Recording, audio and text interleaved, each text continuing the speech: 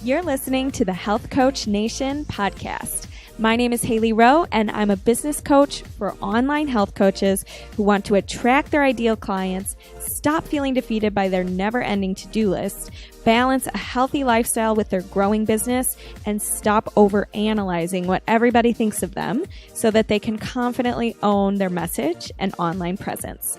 On this podcast, we dive deep into health information you can share with your clients, business strategy tips, and more. Let's get to it. Hey guys, before we jump into this episode, I wanted to let you know I have a full checklist with all of your workshop or retreat planning tips step by step. So if you want to get that checklist sent straight to your inbox to save it and you don't want to take notes during this episode, go to haleyrowe.com/retreats and you'll be able to sign up for that checklist. I can't wait to dive into today's episode. Let's get to it. All right, I'm with Amanda Huggins, who is an anxiety coach. And Amanda, before we get into today's episode, all about how you rock retreats, how you plan events, how you do your one-on-one coaching business, I first want to just ask you about your background and kind of your transition story from transitioning your business from being all about yoga and kind of being more of a health coach to shifting to anxiety, because a lot of our audience, they're health coaches, and oftentimes they'll want to rebrand themselves, or they'll start with one thing, but then they grow and evolve. And so I think your story would be really interesting to our audience about how you did that in such a fast and really successful way. Sure. Yeah, it's so interesting because I technically started as a yoga teacher, but even before that, I spent like 7 or 8 years full-time in the tech industry. And so there were actually like 2 major transitions in my life. And I kind of look at it as each transition was just one step closer to my calling. And I think the transition from yoga teacher to anxiety coach was a little bit more natural, because what I liked most about teaching yoga was it was the conversations I was having with students after class, and it was the way that I was connecting with them on social media and through email, and that dialogue where it was less about the physicality and more about the conceptual awareness and the emotional awareness. That became really interesting to me. And I knew for a while that I wanted to do that full time, but it actually took a while to figure out what my niche was. And actually, I'm just realizing this as I'm talking. The day I met you, so Haley and I met, for anyone listening, we met at a Bulletproof conference 2 years ago, I think. Yeah, probably 2.5. Yeah. So I don't even remember who was on stage, but I remember it was the last day and I was sitting in the audience, and I realized I was doing a little reflection, and everyone on stage was like, I've had a mentor, I've had a mentor, I've had a mentor.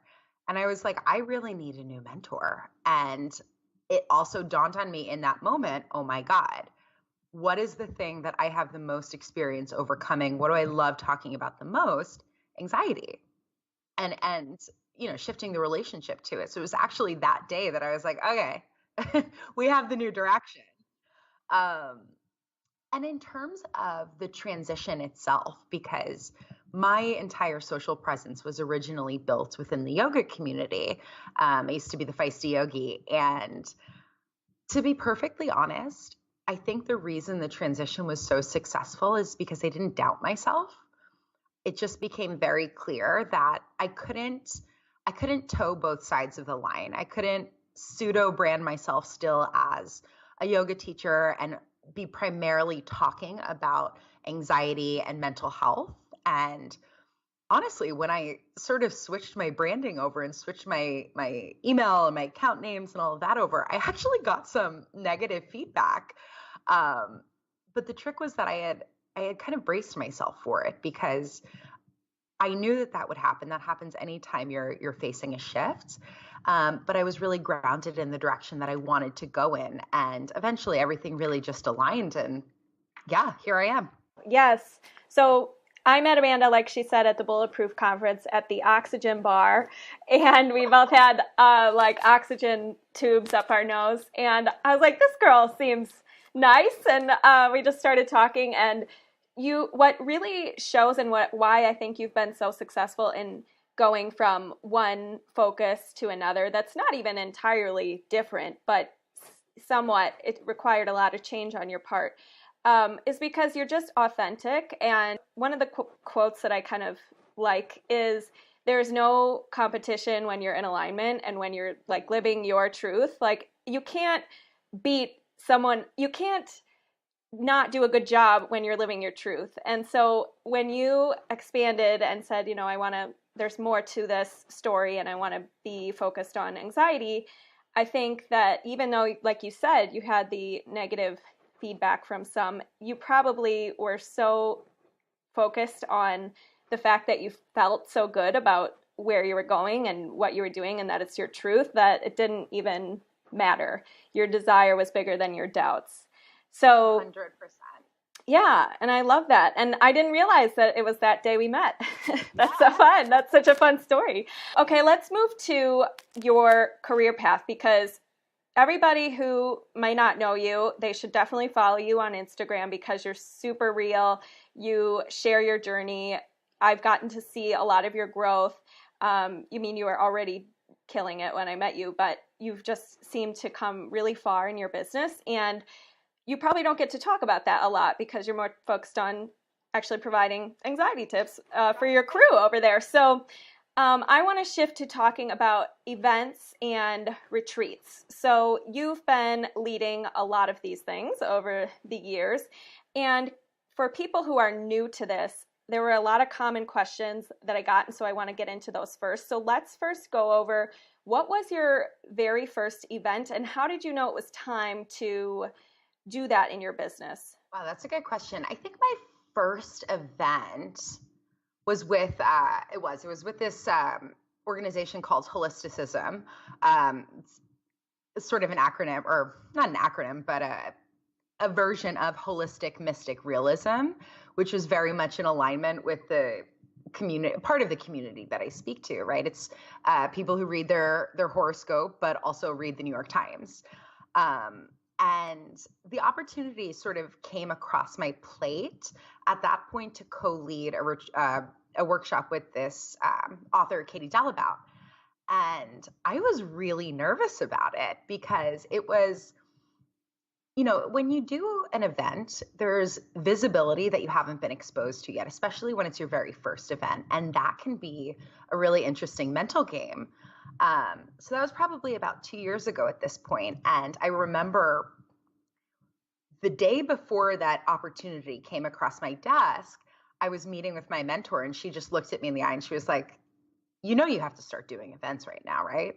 She's like, you're keeping yourself small by not doing them. And I was like, oh, it's another fear block I have to like move through. And then once you do it, there's something really rewarding about the in-person connection with people, and that you start to use as fuel and inspiration to create future events too, which I really love because it starts this really nice cycle of connection and information sharing. Yeah, definitely. So you had a mentor that kind of pushed you a little bit into it outside of your comfort zone.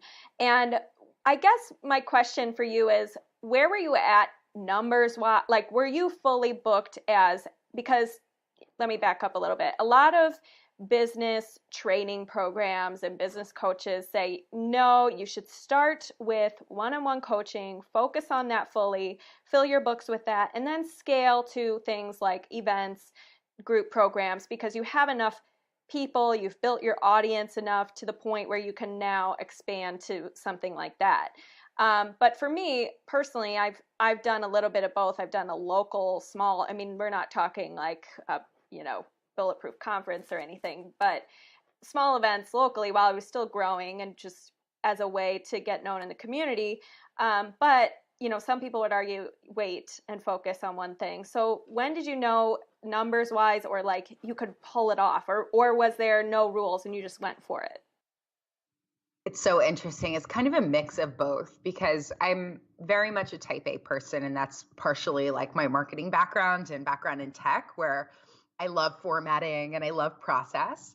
But I also know that deep adherence to a process, especially one that you didn't create, something that someone else told you to follow, that eventually will become, I think it'll slow you down. So, similar to you, I was doing my own stuff. I was doing some one-on-one coaching, but I don't think there's anything wrong with doing one-on-one and gathering information or creating workshops in tandem because they can feed each other, right? You could potentially host a workshop and of course you want to host it in a place where you can get exposure to a new demographic of people. It's friends of friends or people who attend the studio or whatever the place is, because they could become clients. Those things can feed each other, which I think is really nice. But the biggest piece really is that when you adhere to, I need to have X amount of clients first and then focus on events, what you're doing is you're blocking possibility. And that's really what I care more about is your mental and your emotional approach to building your business. If you think you need to follow a certain pattern, that's indicating that you don't believe in yourself enough to call in the right people. I firmly believe that if there is something you want to do, whether it's an event or a retreat or a workshop or something, if you had that idea, you already have the resources in place to create that thing. It just might take a little bit of muscling or a little bit of willpower to find it, but it's there. And so, yeah, that adherence to a structure, it can be damaging, I think. Why not try it all? Oh my gosh, I love that so much. And that really pulls in like manifesting and all of that stuff. I can tell you're into that. But it's kind of like if you have the desire to do it, if there's a will, there's a way. And so I like how you approached it. And that is really true too. The whole perfectionism blocking thing where if only I get this amount, then I'll move on to the next thing. And you're holding yourself back from other possibilities. So very interesting to hear you answer that question. So now let's say you've decided you want to do an event and you're like, okay, what do I do now? How do I take this idea in my head and start to plan this? Like, where do I find, let's start with location. How do you find a good location for your event? Do you literally just rent at Airbnb for a day or, tell me what you do? I've been really fortunate in that I'm usually working with some small team to help put it on.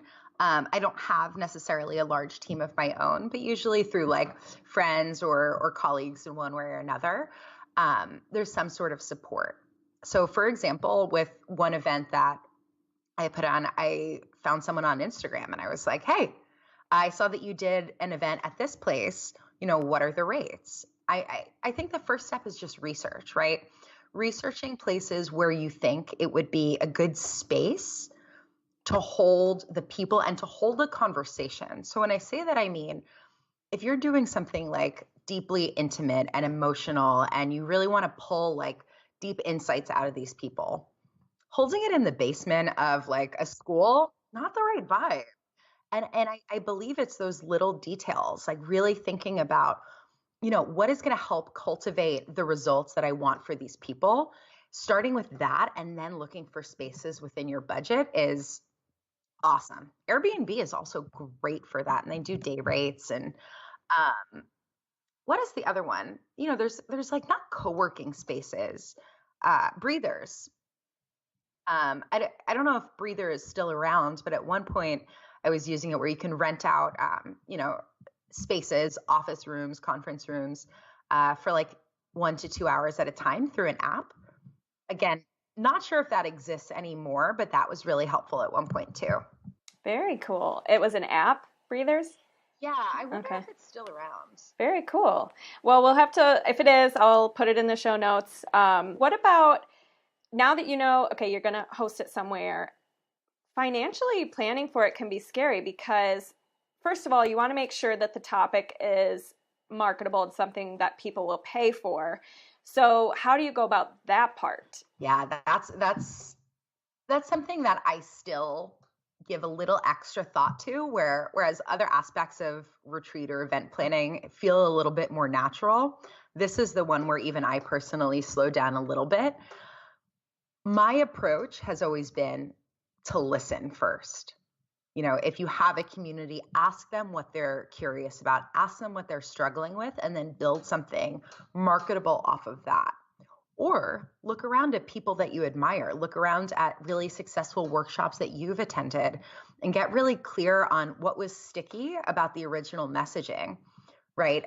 I find that when you can give some sort of potential solution in the upfront, like heal your anxiety with these 3 steps, which, by the way, I would never market because there's not 3 steps to healing your anxiety.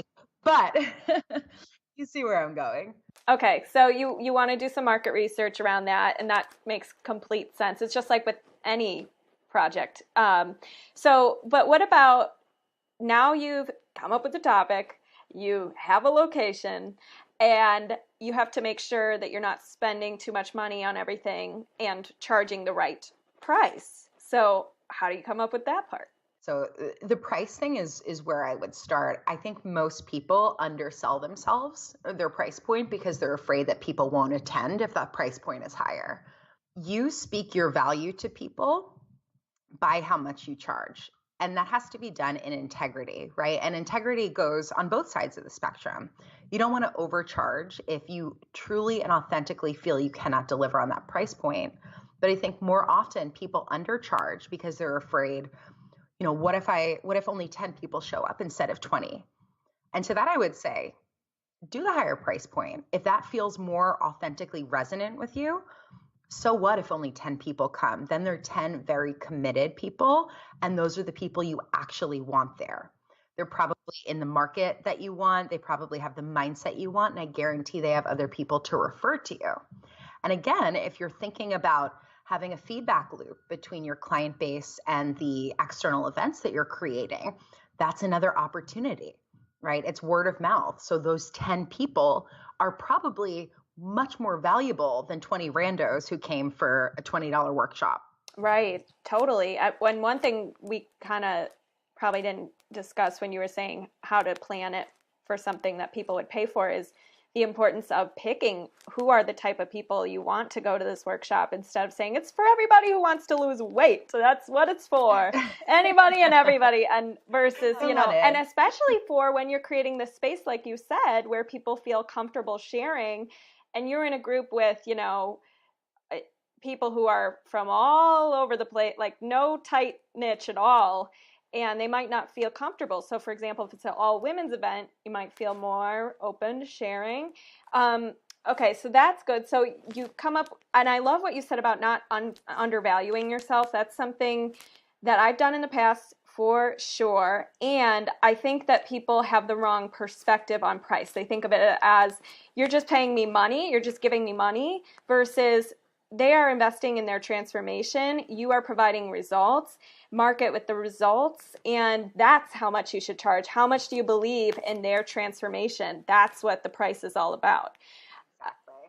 Totally. So now that we've already planned the price, the marketing, who it's for, what it is, where it's going to be, and now you have to make sure that it sells. Have you ever had an event that you kind of plan and then like nobody ends up signing up and you have to cancel it? I haven't ever had to cancel an event, thankfully, but there have been times when I've been nervous about the number of attendees, which is actually why I mentioned that like 10 versus 20 example just before.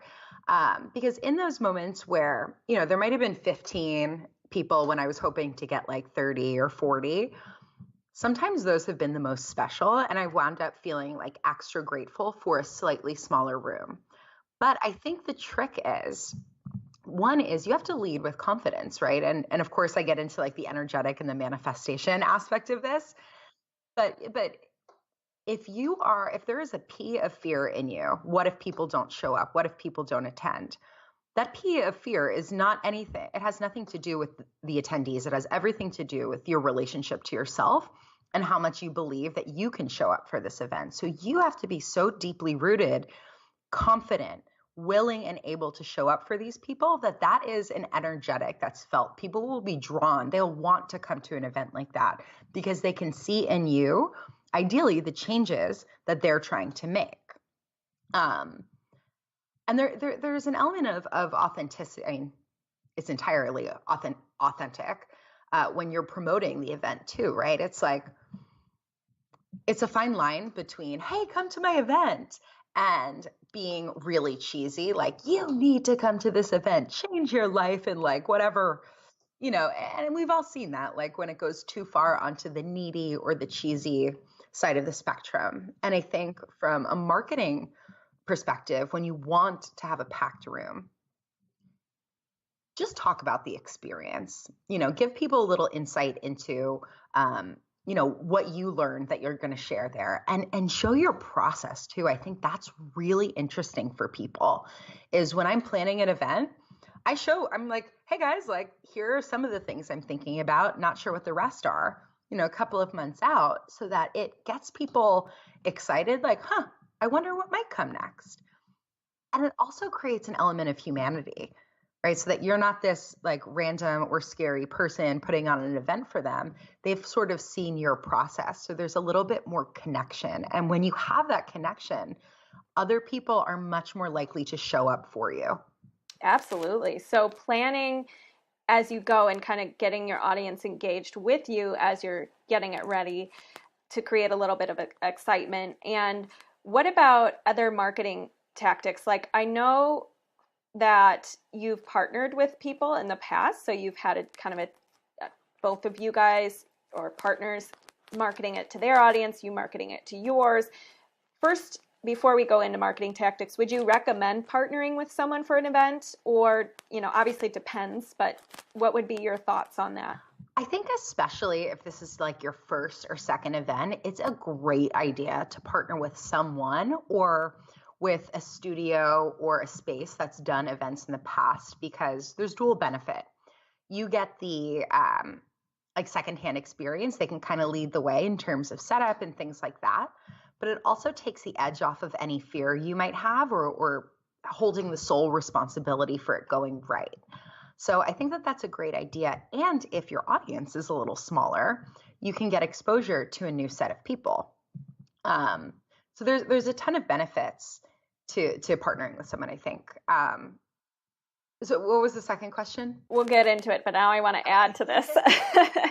This is juicy. So yes, let's say they do want to partner with someone, but they're like, how do I ask them? How do I, this person seems a little out of my league. I don't know, how, and I'm always, at the end of the day, unfortunately, in business, it's a lot of what's in it for me, and we can't really get around that. And so how do you, in a way that doesn't feel weird or icky or, like you're not a burden, and this goes back to self-worth, really, but how do you get up the courage? Because I know there's going to be listeners listening who feel like, I don't know who to ask and what to say, and what do you do? How do you confidently go about finding a partner? It's a great question. And I think there are a couple tiers to it. So if you're really first starting out, just look for someone who's a couple of steps ahead of you, right? Not a mountain's worth of space ahead of you. Not that you don't have the ability to work with that person yet, but you want to get your legs first. You want to get a little bit of experience. So work with someone who's doing what you've been doing for a couple of years longer. Maybe you know them. Maybe you can get an introduction to them. Those warm leads are really nice because it creates this little cocoon of, I'm going to call it pseudo safety, because there's never true safety in an outreach, right? There's a little vulnerability there. But, a warm lead is really nice when you're within, one or two layers of your personal bubble, but you always have your sights set on that dream partner. I think that's really important, is to not, I'm not a fan of aiming small. I like to have a large vision and hold that vision, but then use that as my lens for how I select partners and how I select marketing opportunities. Will partnering with this type of person help me or hurt me in reaching my ultimate goal of working with X person or doing this thing? And that's not in a holier than thou way. It's in a very discretionary way. Um, and I think you mentioned like a little bit of internal belief or self-worth. That comes into play too, because even when you are reaching out to people a couple of steps ahead of you, that never means that they are better than you. And it doesn't mean that you are better than them. And you have to remember that. They just might know a little bit more right now, or they might think a little bit differently, but you can't let someone else's progress, uh, you know, rain on your growth parade, which is kind of cheesy, but it's true. And to really level set and remember, they are just people. I am a person, and I actually really respect them. Everyone loves hearing that someone wants to work with them, that they're respected. Like, worst case scenario, they're flattered and they say no. Great, move on. There's always more. Oh, this is good. This is very good. I'm very excited about this. So now marketing. So now let's say you do have a partner, or maybe you're going at this by yourself, and you said you share the journey of the planning to get people excited. What else do you do marketing wise to promote an event? That's a super general question, but maybe you can start with that. Sure. So I think on like the most tactical level, it's to cast a wide net, right? So I'm talking about it on Instagram posts and in Instagram stories. I'll send usually some sort of email drip campaign, right? So like people who open, get it sent, MailChimp can walk you through all of that. Drip campaigns are basically sending one email, waiting a few days, sending another one. It's all building up and adding on to each other. Yeah. And email services make it really easy now to do that on like a low key level. I mean, if you're at a big corporation, they're very complicated, but for a business owner, it's fine. So, all of the normal tactical stuff, I actually still really like, and I can't believe I'm saying this because it's almost embarrassing, but I do like having something physical if you are in a place where you interact with people a lot. So for example, as a yoga teacher, or if you're, a health coach and you speak to groups often, having like little handouts, like tiny ones, right? No one wants a big piece of paper, but a little something with a photo of your event, especially if it's a retreat. People connect with visuals. And so that's not to be underrated, especially when it comes to yoga retreats. Mm-hmm. Okay. Good old flyers. Yeah. Good old, yeah. All right. And the other thing I was going to say is like on a non-tactical and more emotional level, and this goes for even just coaching and calling in clients, people buy the coach, they buy the teacher, right? If someone wants to go to Costa Rica, they could just easily go to Costa Rica and have their own retreat that they plan themselves. But people who are coming on my retreat with my partner, Brendan Burns, and I, it's because they want to learn from either me or Brendan or the combination of the two. But it's not just the learning, it's the way that we are, right? If I had a different personality, we would have a different group of people coming with us. So don't undersell the fact that people actually like you. People want to go to the events that you're hosting. So show your personality, show how you show up when you host events like that. Totally. Okay. So all the regular, marketing campaigns or just using social media, using email marketing, knowing that it is about you as a personal brand. And do you like reach out to people privately? Do you do paid advertising ever? Is that something you've done in the past? So I mean, my background is in paid advertising to a degree. So as much as I know how to do it, truly, I hate doing it, because to do it right, I'm again type A, so I like to monitor everything. And I've actually found that, at least in the events that I've planned so far, I've had more bang for my buck with independent outreaches, because there's thought behind that, right? We're in an age where connection is, it's just getting lost so quickly. So if you can, sit down, whenever I do an event, I think of 5 to 10 people I know that I think would genuinely benefit from this event. And you reach out in a way that's really authentic. Like, hey, I'm hosting this entrepreneurship and wellness retreat in Costa Rica. And I know that you're working on leaving your company and starting your own thing. And I feel like this would be amazing for you. If you want to talk about it, like, let's talk. I think what's so key about that is you invited them to talk about it with you versus here's a link, sign up, can't wait to see you, and you literally genuinely thought of people who would benefit from it. You're not just blind, copying, pasting a message to everyone you know. And so I think there's a real personal touch and finesse when it comes to reaching out to people personally.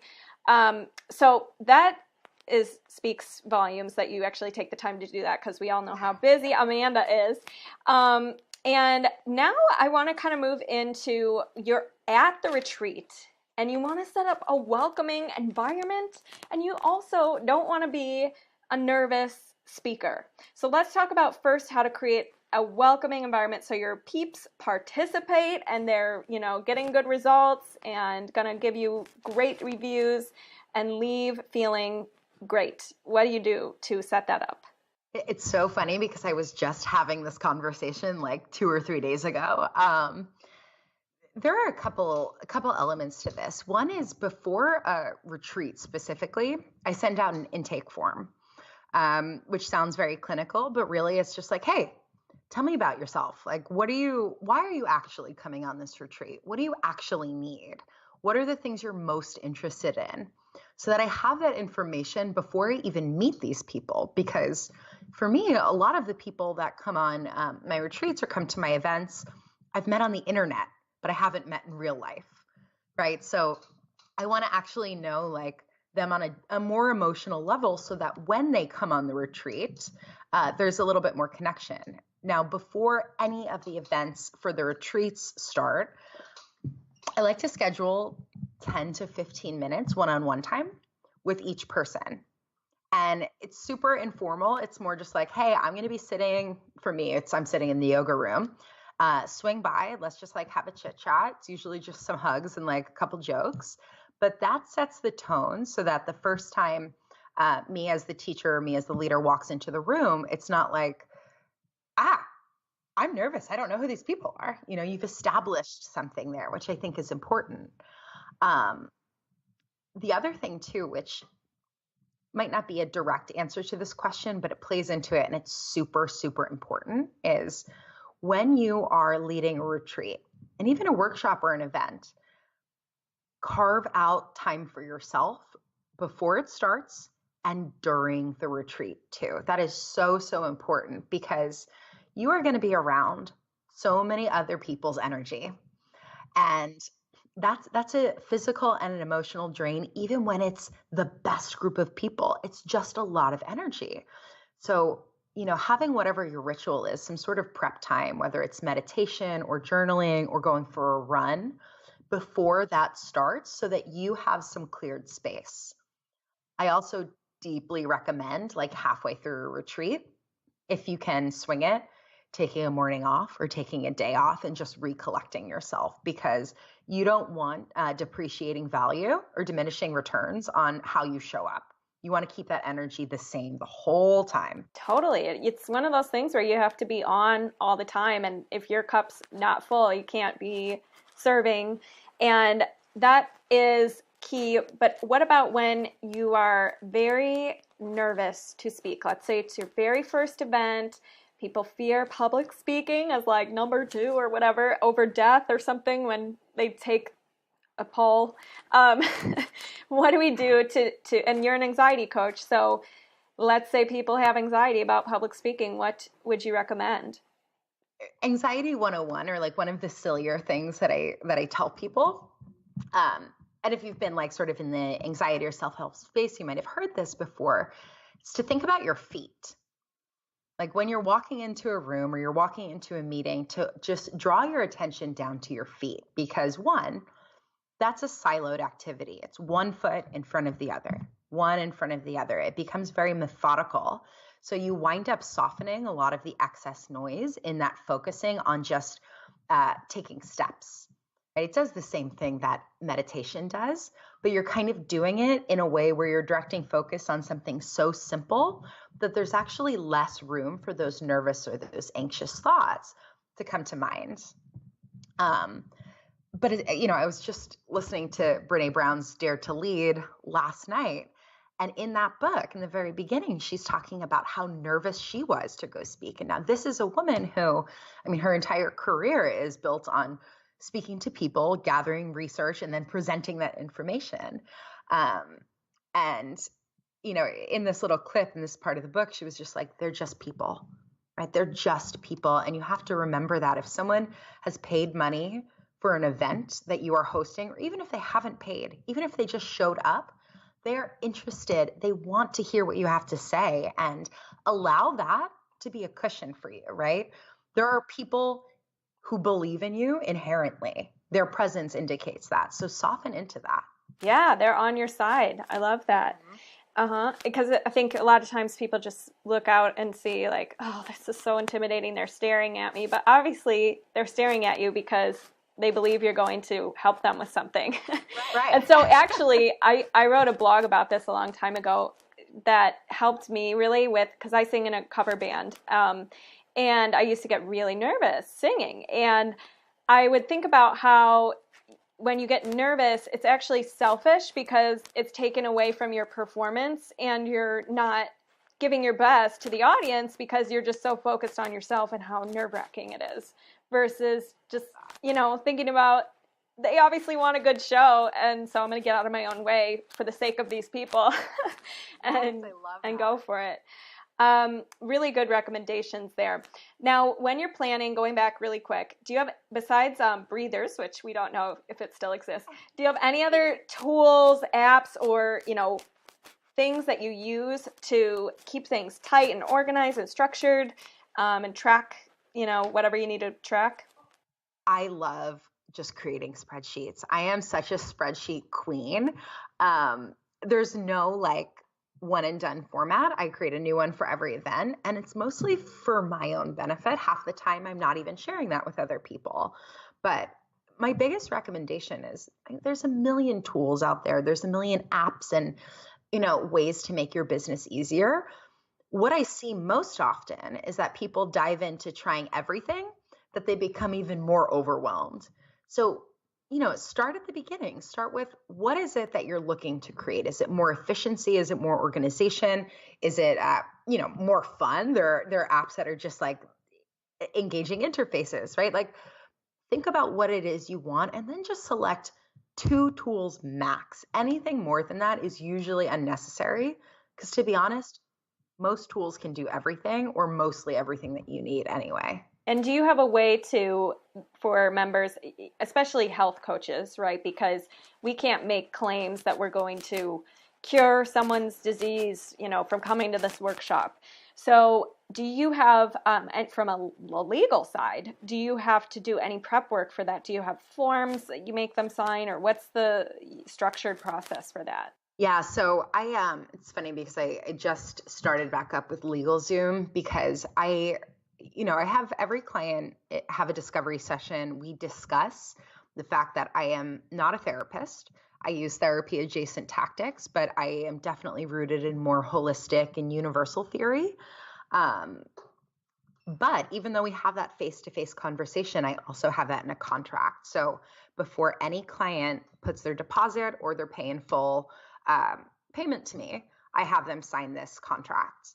And that also includes the information about cancellation and things like that. But that's, sent via DocuSign. I have everything. I print out everything too, because I'm sorry, environment. I'm sorry, universe, as I'm saying this.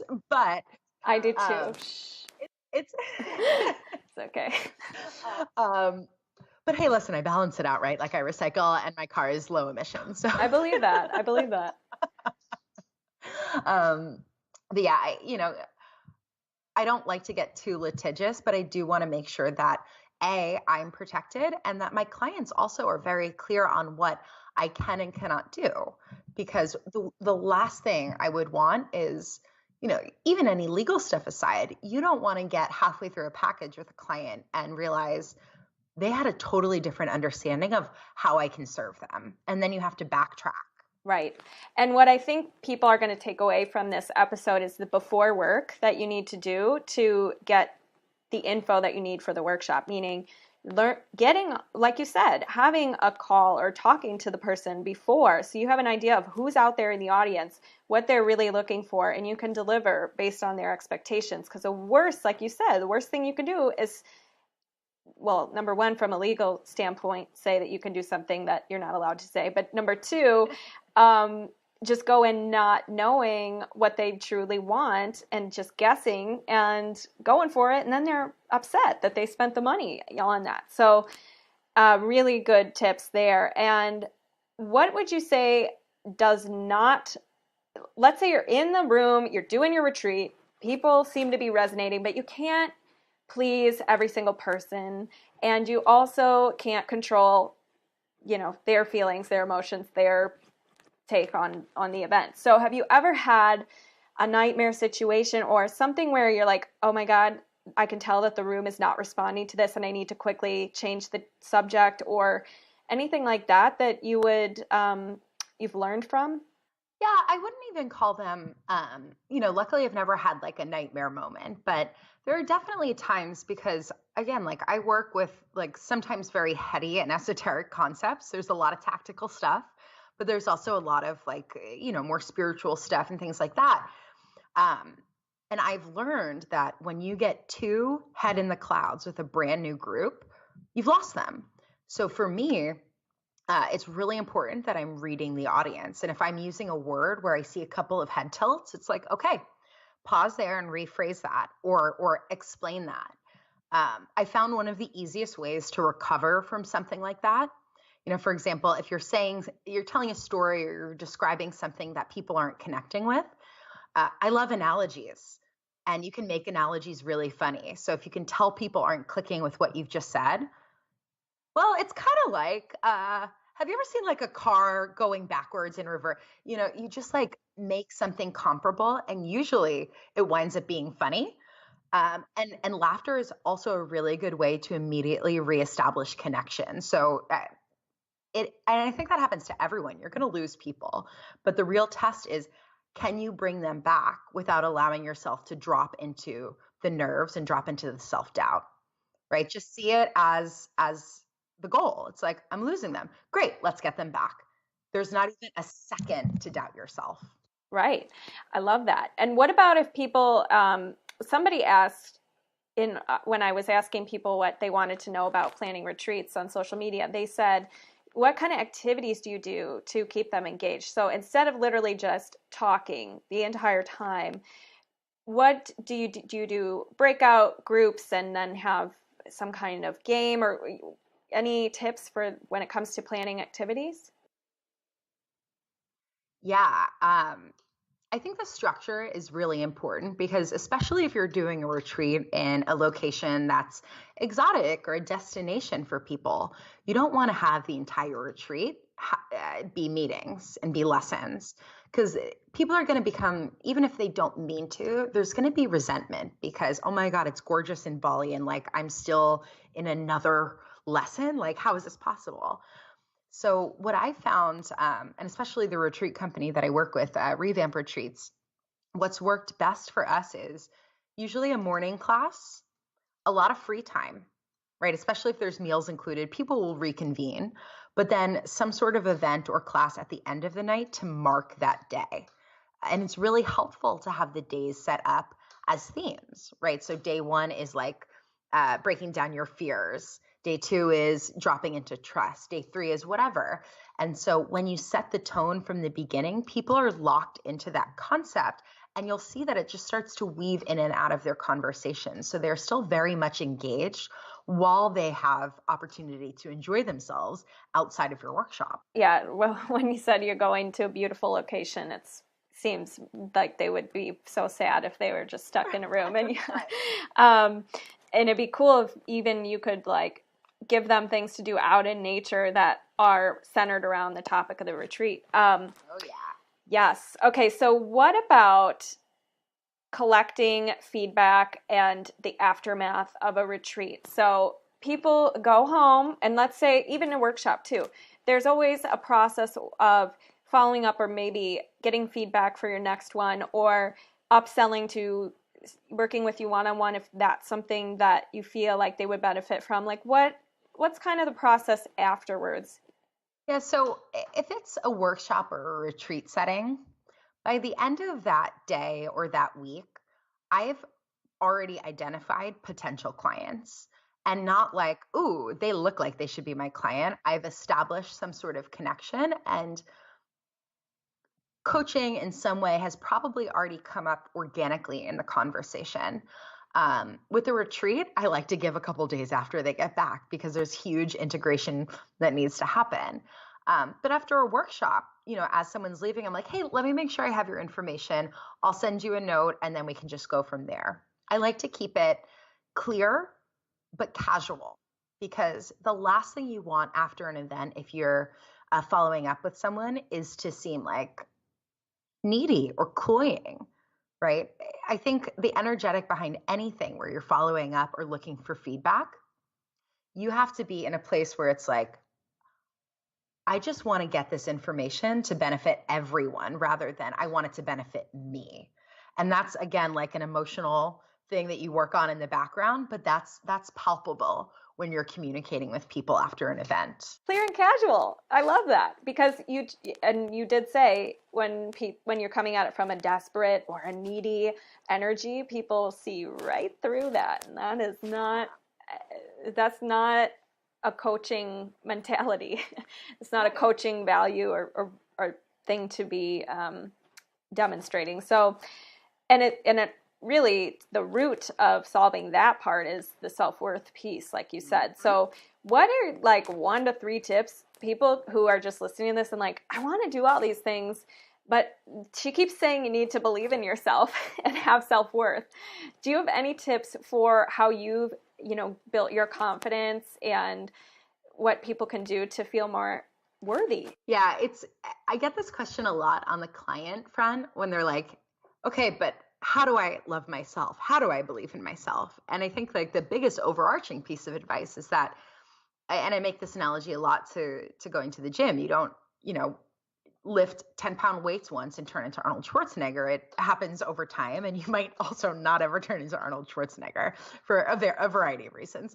But you see where I'm going in that it takes repetition and there needs to be some sort of dedication to it. So the same thing, dedication to your value and your growth. It's constant check-in on how fearful or how confident you feel on a day-to-day basis. When you feel yourself dipping more into fear or into fear more often than not, start to notice what makes you fearful. Like, get very clear on that. Is it other people judging you? Is it you feel like you might fail and that's scary? Like, figure out. So in other words, those are really your triggers. And then the next time that pops up, I want you to do the exact opposite of what you normally do, right? So when most of us are faced with our triggers, we go into habitual thinking. So we'll shrink, we'll minimize, we'll back away. I want you to do the exact opposite. I want you to go forward anyway. Send that email. What's the worst thing that can happen? Someone doesn't answer? Cool. Abundance mindset. There's more people. Keep going. And as you start to build that habit of just continuing to push forward, again, with authenticity and integrity, but that becomes more natural. And so you build up confidence, and then that starts to create this like positive snowball effect. Mm-hmm. Do it anyway is kind of the key. and stepping into what your confident self would do maybe in that situation. What are the no-nos? Like anything that we haven't touched on that you would say was like, ooh, never do this, don't do this, and don't do this when you're planning your retreat or workshop? I mean, the main no-no I think would be don't wing it too much, right? Like I actually am very much a winger. I don't like to prepare a lot of things because for me, too much structure, I know that I'll like get caught up on that and I'll flood my words or whatever. But I also would never go into something without having like bullets of what I want to talk to or having some idea or some picture of how I want it to work out. So, don't wing it, right? Especially if people are investing hundreds of dollars or thousands of dollars even to engage with you, make sure you are showing up for that price point. That is so, so important. Honestly, the other don't is just don't talk yourself out of it. That there are so many brilliant and talented people, even coaches, truly, who I know or who I've seen who have so much potential, and the only thing stopping them is themselves. And they keep saying like, oh, I'll do it later. Oh, I don't know. Like so and so is better than me. Don't look around at your competition. The only competition is within yourself. And again, what I was saying before, just keep going. Just keep going. I love it. I want to talk about your transition because you left your full-time job, I believe, within the last, was it the last year or 2 years? Yeah, last 2 years. Okay. And we want to know, what was that transition? What was the point of you feeling like, all right, it's time. I'm there. I mean, you're never there, but you know what I mean. And I want to leave my job. What was that process like? So I knew I wanted to not be in a corporate world. I did not want to have a boss. For no reason. I was really lucky. I had a lot of really good bosses and I had a lot of great coworkers, but my heart was just never in any of the things that I was doing. Even if tell our audience what you did, because I know it, but I don't think they do. So I worked in the tech space, primarily on the marketing side, but once in a while I would kind of hop to the creative side, depending on the company. And I worked at a bunch of different startups, and I loved that because you could wear a million different hats and do a bunch of things.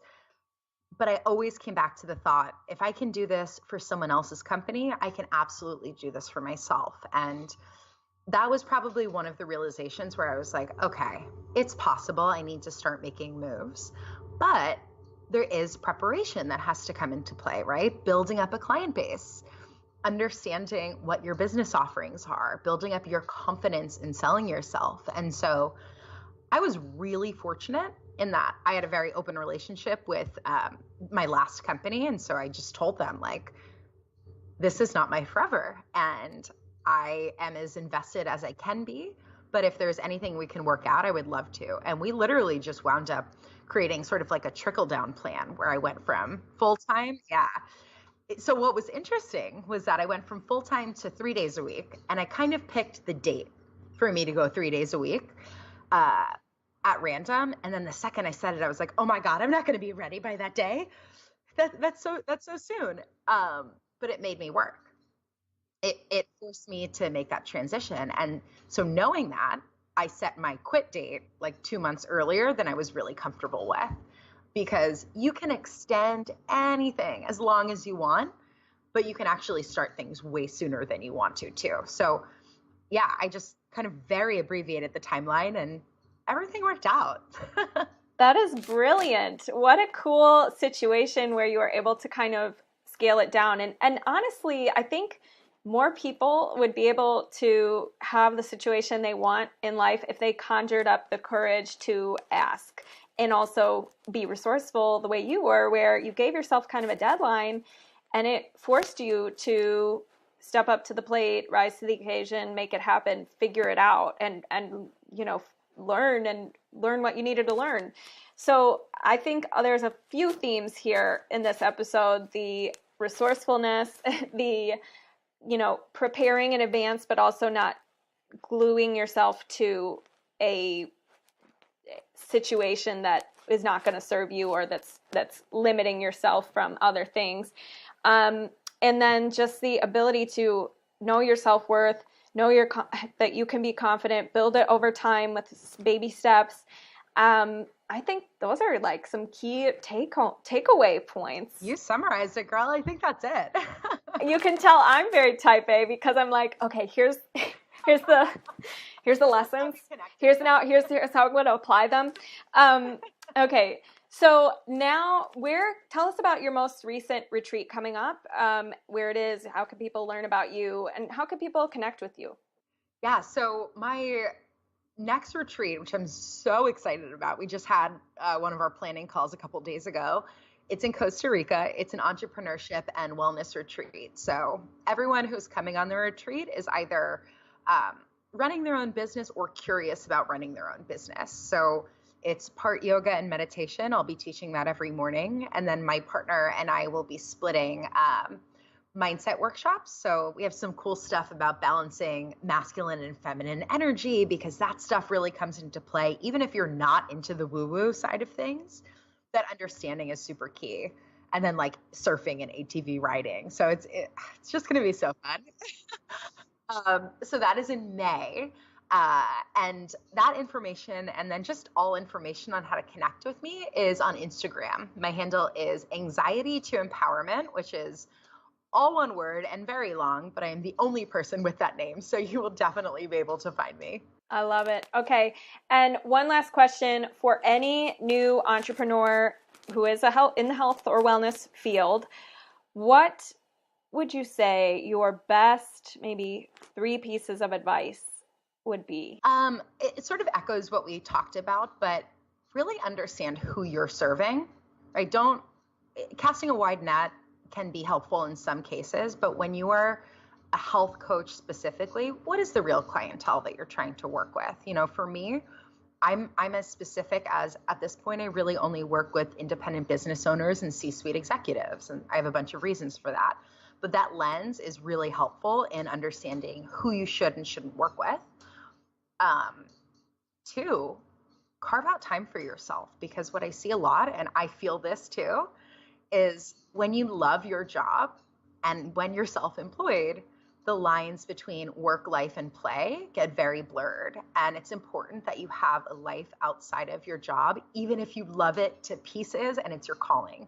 You have to have room for play.